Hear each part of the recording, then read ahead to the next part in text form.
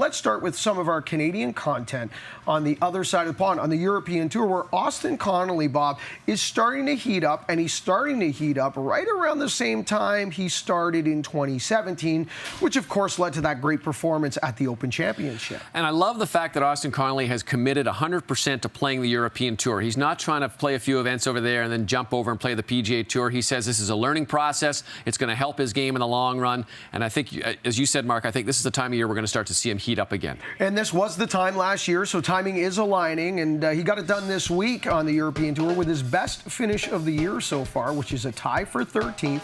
But this time last year, he was playing the Challenge Tour and the European Tour, but he started to heat up on the European Tour with a T8 at the Nordea Masters, a T20 at the Lyonnais Open, and of course that T14 at the Open Championship.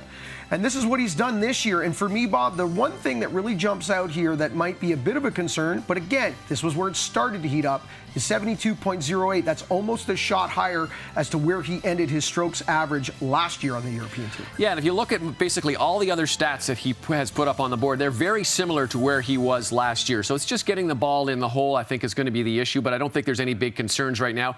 He's played a kind of an unusual schedule. He has played the Middle Eastern swing, then he went down to Australia and played in the Perth event down there. Then he took basically a month off and has played a couple of events now in Europe. He only made the cut in one of his first 4 events, but he's now made 4 in a row. So I think things are trending upwards for Austin Connelly.